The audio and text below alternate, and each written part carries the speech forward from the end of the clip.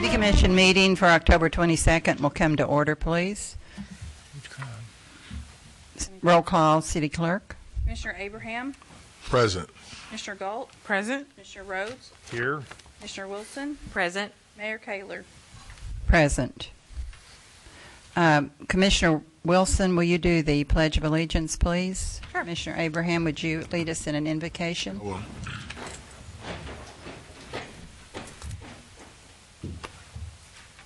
Our Father which art in heaven, we thank you so much for this beautiful day. We trust that those here took advantage of the opportunities that you put in front of us. Father, if we didn't, we pray for discernment so that we can see those opportunities with spiritual eyes and advance your kingdom. Father, as we meet here tonight to talk about and vote on city business, let us be clear of mind and heart to lead the city where it should be. It's closer to you. We thank you for the opportunity to serve. We raise up those citizens that has entrusted us with this task. These things we ask in Yeshua's name. Amen. Amen.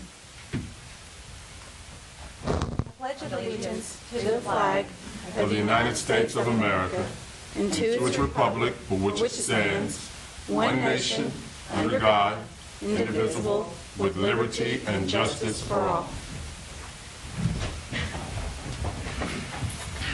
City Manager, are there any additions or deletions? The kind of early draft of the agenda, we had a presentation regarding Veterans Day Parade that will take place next week. Thank you. Steve, would you get the doors? Thank you. We'll go on to our motion. Commissioner Abraham, please. I move that the following bids be received and filed as for the police station and fire station number 2 roof replacement project. Have a second. Second. He was going to read them. Sorry. I have to read them down. Swift Roofing Incorporated, Mentor Roofing Company Incorporated, Atlas Roofing Company Incorporated, and Southern Roofing Company Incorporated. Second.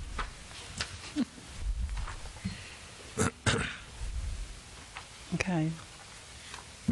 Roll call, please. Commissioner Abraham. Aye. Commissioner Galt. Aye. Commissioner Rhodes. Aye. Commissioner Wilson. Aye. Mayor Kaler. Aye.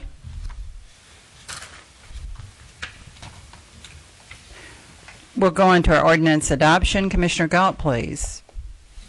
I move that the Board of Commissioners adopt an ordinance entitled, an ordinance approving the sale of municipally owned real property located at 717 Harrison Street, Paducah, Kentucky.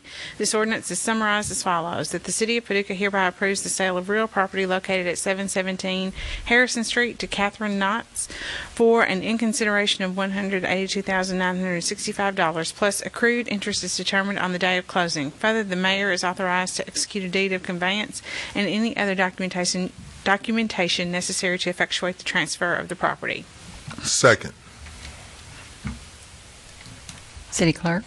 Commissioner Abraham. Aye. Commissioner Galt. Aye. Commissioner Rhodes. Aye. Commissioner Wilson. Aye. Mayor Kaler. Aye. And it's good to have a beautiful house, a new house in Lower Town, and a new art studio. So New we business. sure. Very lovely. We'll go to ordinance introduction. Commissioner Rhodes, please. Okay, I move that the Board of Commissioners introduce an ordinance accepting the bid of Swift Roofing Incorporated for roof replacement for the Paducah Police Department and Fire Station Number 2 and authorizing the mayor to execute a contract for same. This ordinance is summarized as follows, that the City of Paducah accepts the bid of Swift Roofing in the amount of $227,775 for roof replacement for the Paducah Police Department and Fire Station Number 2 and authorizes the mayor to execute a contract for same. Second.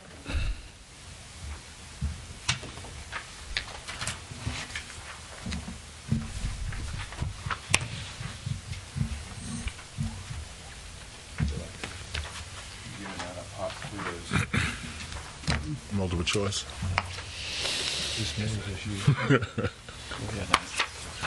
Thanks.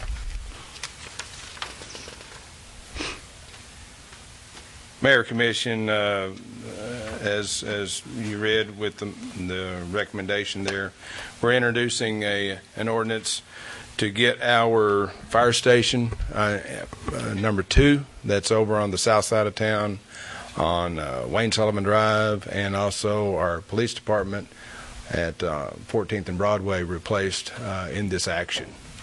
I'll take any questions that you might have. Any questions? Yeah. I guess I was really going to ask Larry. You want to join Rick? First, I mean, Larry Williams. Larry Swift. Sorry. Of Swift Roofing. I want to say, and there's, yeah, he's hiding back there. I was talking to a local architect who said that Swift Roofing had I believe he used the word, a sterling reputation. So that's always good to know. Tell us about the roof you propose for the fire station and the police department. What kind of roof it is? It is a 4-ply built-up membrane with perma-mop asphalt, which is designed to stand ponding water. It's going to be a gravel surface. The reason there's gravel on it is because it protects the membrane, plus it reflects the UV from the asphalt. The asphalt's your waterproofing. If the sun gets to it, it just absorbs oils and resins out of it.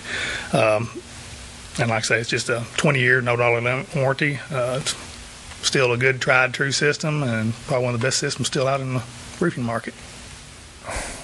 Is this, you said the tar, is that, I hate to be so non-technical, but is this, you know, those, I guess, like tar wagons that have that very, once you've got the smell, you'll, it's like other things that you smell that you will never forget what that smell is. That's correct. All right. Okay. Okay, so it's 4-ply. All right. Correct. Question, and here again, I get to ask all these questions. It's just me. I remember at Allen Rhodes Ford a very long time ago that we had a built-up roof. Is that, I mean, the state of Kentucky, I guess, don't. Again, my architect friend says that they use something called a modified bitumen roof. Correct. Modified bitumen is still a very good system. It does not withstand ponding water. The police department has such short flashing heights that you can't get tapered insulation in there to get rid of the ponding water. Okay. So you have to actually go back with a perma-mop asphalt, which is a rubberized asphalt, similar to what they have in a bituminous system. And then you do the 4-plies for redundancy with gravel on top, and it can withstand ponding water. Okay. Like I say, it's just the best design for that building. So what you're really saying, so it's not necessarily, it's again, its value is not necessarily the more modern. Actually, like I say, the state of Kentucky, state of Tennessee, they went with single-ply membranes for years. Right. And now they've started phasing them out and going back with built-ups or modifieds, or a combination of both. You can do 2 or 3 plies of glass with a modified cap sheet, or you can do a base and a cap, or 4 plies with gravel. And like I say, they've actually started going back more and more like that. Mayor Commission, that sheet that I handed out to you earlier represents 35 different organizations and or agencies that have gone from or put on these built-up modified roofs in the last 5 years. 21 of those have taken off their membrane roofs and put these systems on. Okay. Well, okay, good to know. So obviously you're sold on a built-up roof. Like I say, it's a good roof system. It's still the tried and true best in the market. Is there a problem with that horrendous smell? No. Is it? It's not an EPA problem or some other governmental agency that's going to come. If it was, they wouldn't. Well, I know. They wouldn't specify them on all the school systems. We do work with Jefferson County schools, Missouri schools, Tennessee schools. All right. not a health issue with it. So, Murray Hospital, see? Fine. Okay. is that it? All right. Thank you. Thank you, sir. Thank you. Any other questions for me? So I'm assuming both buildings have serious leaking problems or definitely are in need of a new roof. So that's why you're moving forward to present this top. That would be the best for both buildings. Yes, ma'am. One of the with the 19 rooftop units on the police department. Now, Larry said that the rock will keep. Will we have? Is there in addition like walkways or anything? Yes, around the units and from the roof hatch to the units. Sorry. From the roof hatch to the HVAC units, there will be a walk path Okay. where the gravel will not be, but it'll be actually a padded membrane. It'll be a white membrane that you'll walk on over to the units. Okay. It creates a pathway so you can work on the units. It's installed that way for a purpose. Because I mean that's sort of our Achilles heel that Yes, on that roof. serviced causes leaks, causes unhappiness. That's correct. Thank you. Thank you. Okay, we'll go on into, thank you, Rick. We'll go on into our workshop, and we're going to have a Paducah Main Street development update by Steve Irwin and Melinda Winchester. Good evening. Actually, Melinda is going to be doing the presentation tonight. Okay. She's going to talk about some of the accomplishments over the last calendar year within Main Street, but also talk some about the roof stabilization program that we have in place, the Upper Story Living Initiative, and also the facade grant program, which are all three very important downtown development initiatives we've undertaken within the last fiscal year. With that, I'll turn it on. I'm going to turn one light down so we can see.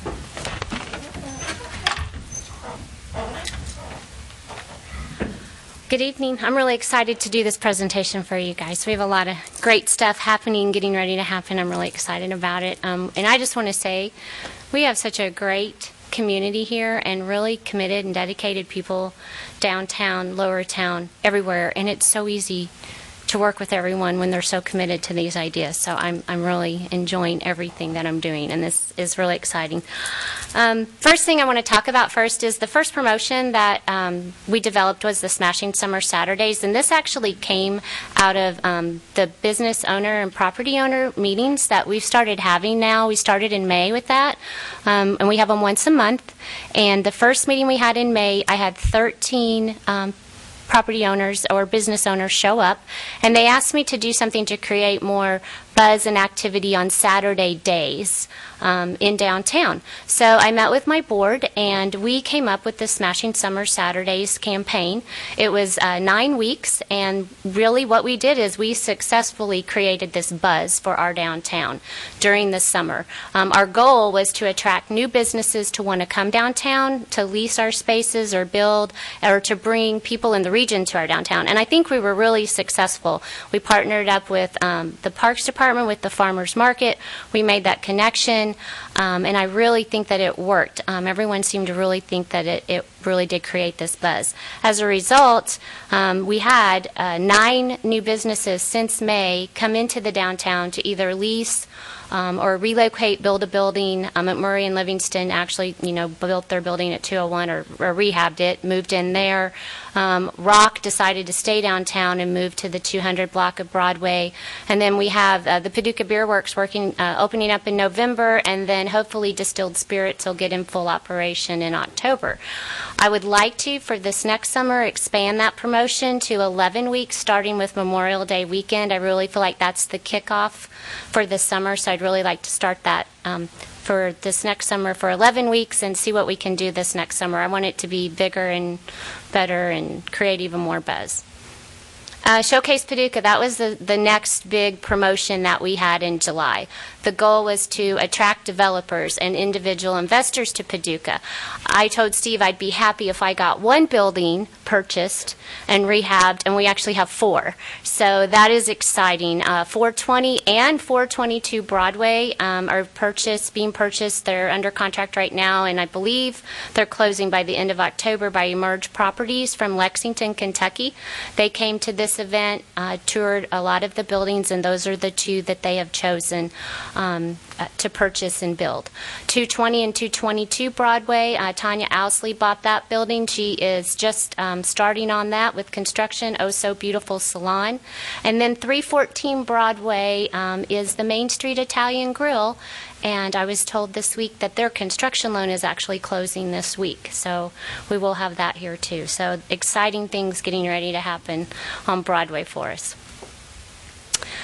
These are the tax credit projects that I've been working on with individuals. These are all in different stages. Some have been approved, just started construction. The Tribeca Inn, the state, and the feds just approved their tax credits for them. I've got some that are just getting ready to start. 128 North 3rd, I have a group seriously looking at that building. That's the building next to where the carriage house used to be. Seriously looking at that building. They're wanting to pursue tax credits, so they're meeting with an architect so we can get that going too. 203 Broadway, we are just starting that one. So lots of incentives for the tax credits, lots of interest in the tax credits. Our roof stabilization program, to me, this one is one of our most important ones that you all continued again this year. URCDA approved 5 applications, so we have 5 roofs getting fixed in downtown this year. 2 of them have already started. They just started this week. So if I drove down Broadway today, and there are lifts all up and down Broadway. Everybody is working on their buildings. So to me, that's progress. It's wonderful, and it's exciting to see. The facade grant program.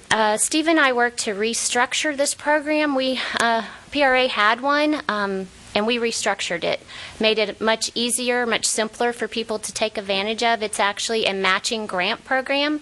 50% up to $1,000 is what we will pay, and these are all of the applications that the design committee has approved. A few of them, McMurray and Livingston, they were working on the repointing on their building today, and I believe Creatures of Habit's working on their repointing. This is a picture of Cassidy's here. She's getting ready to do her awning, paint the front, put in some new lighting, fix her terrazzo. I have some that are putting in new awnings, new signage. The fronts of the buildings are being painted. So this is an exciting one. People are very excited about it. It's not a lot of money, but it's enough to start improvements on their building that are much needed, and I think we'll really see a big difference in some of the facades in our downtown with this program. Would you like to? No, you want me good? Okay. Upper Story Living Initiative. Staff is currently discussing this initiative with 3 developers. We have 3 developers extremely interested in this, and we may get all applications in at the same time. I don't know. But we do anticipate an ordinance to be presented to the Commission in November for the first development project. This particular project will consist of plus or minus about 20 residential apartments with retail and or a restaurant on the first floor. So hopefully we'll have more news on that to present to you all soon. What's happening right now? This week, you all have probably gotten emails and Facebooks and all kinds of marketing from me. We are hosting the Kentucky Heritage Council Conference this week, starting Thursday, Friday, Saturday. We have a staff reception at the Hotel Metropolitan on Thursday, and you all are welcome to attend that too. And then the Preservation Kentucky reception is Friday night, October 24th. It'll be at the Mary Jane in Lowertown, which is the home of Janet Levinson. So this is an exciting conference for us all. I feel honored that we're hosting it for the state, and we're hoping that they have such a great time and they love Paducah so much that they want to come back next year is my goal. Also, our new gazebo was installed October 17th downtown. If you guys haven't seen that yet, it's beautiful, absolutely beautiful. And we also have installed 3 new cast iron benches in downtown, and I'm hoping to get at least 6 more, if not more than that, in our downtown area. And the Pocket Park. The Pocket Park is on Market House Square. It's the lot the alley lot next to JP's. We have a pocket park where we are going to be putting in there, and we actually are having some construction drawings made up for that now. So that is in the works, and it's going to happen, and it's going to be great. Everyone down there is very excited about it, too, as a public space. Spring 2015, I am working with the businesses right now for a new quilt show promotion for April. Not quite sure what we're going to do yet, but I want to revamp what we're going to do from what's been done in the past to make it more effective for the businesses. And then we're also kicking around an idea of maybe doing a new event downtown, an outdoor swap of some type for spring or summer, which might be kind of fun, especially with the riverfront that we have. November is going to be a big month for us. First thing coming up is our holiday open house. These are my 24 businesses that are going to participate on this. Sunday, November 2nd, holiday open house in downtown Paducah. All the business owners told me it was a tradition, so I'm not going to miss with tradition, and that's what we're doing. I was really excited I got that many to participate. We also are having a downtown holiday storefront display contest. Paducah Bank is our sponsor. We have two $250 cash prizes for the winner, and I have 18 of my businesses that are going to decorate up their storefronts for the holidays and just really make the streets look alive. Dickens of a Christmas, Small Business Saturday. This is November 29th, 10 to 5. Started out small, and now it has gotten giant. It's going to be a great new annual event that I want to do downtown every year on Small Business Saturday. We are hosting free Victorian carriage rides. The Girl Scouts are doing a free gift wrapping station. We have free hot chocolate and coffee, bake sales, Dickens dancers, choirs, carolers. We're doing a special photo shoot, Catch a Wave with Santa at Hooper's. We're also doing Christmas story time at Courtyard Bookstore. Maiden Alley's going to jump on board and show Elf and A Christmas Carol, and Santa's going to do a grand entrance from the Grand Lodge to the gazebo. This has gotten so successful because of our partnerships. Everyone is so excited. I couldn't believe the response. The first one that I partnered with was the Yeiser Art Center with their downtown holiday home tours. Josh White mentioned to me he had over 500 people come just to their holiday tours last year.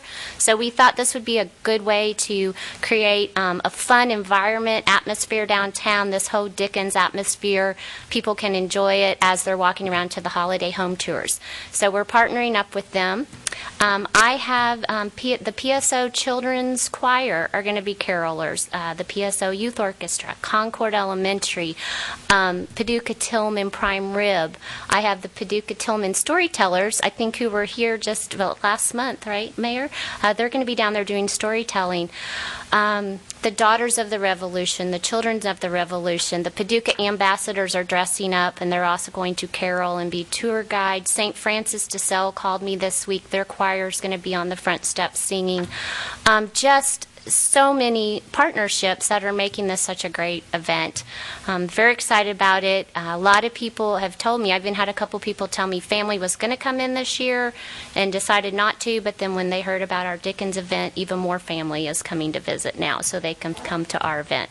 So we are going to be doing a big push to get this out locally to the local community because I really want people outside of downtown and lower town to realize what we have going on downtown, which I think is a real need. I think a lot of people just don't realize what we actually have, and they live right here in our community, and so we're going to get that out locally with advertising and promotion. And that is what I have going on. And this is my favorite picture. This was actually on Showcase Paducah, July 19th, and I love it. It has so much life and activity and just every time. I just love this picture. It's one of my favorite pictures, so just wanted to show it to you all. Do you have any questions? I don't have any questions. I just, boom. I mean, that's exactly what I was hoping that would happen when you came on board. And partnering with the other folks, you can feel that energy, that positive energy. And I think one of the catalysts for a lot of that was just getting everybody together. Once a month that you started having those meetings and hearing what they had to say as business owners and taking that and then running with it, creating new stuff, improving on stuff that, like you said, what's tradition, we're going to keep it. Let's see what we can tinker just a little bit. And so I'm excited. I can't wait for it all to get here. Great. Thank you. Yeah, you're welcome. I hope to see you down there. You will. Okay. Thank you very much. It's Thank great. you, Melinda. Thank you. Thank you.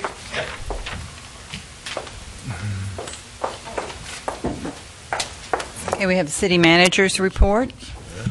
Well, I don't have a lot. It's a busy week, as always. I think the big city event that stands out this week is, again, the dedication of the Ohio River boat launch and the newest segment of the bike trail, including the underground passageway. Wednesday at 2 o'clock starting at the boat launch, correct, Rick? And there will be transportation from there to the hike bike trail, and as I understand it today, even bicycles for loan for those of us who wish to use that means of conveyance. Anything else about that event, Pam or Rick, or anything I missed? Come one, come all. Weather's supposed to be good, so I hope to see a lot of people down there. That's all I have. Any commissioners' comments? No? All right. Well, we hope to see everyone tomorrow, and meeting's adjourned. No executive session, right? Thank you. Thank you.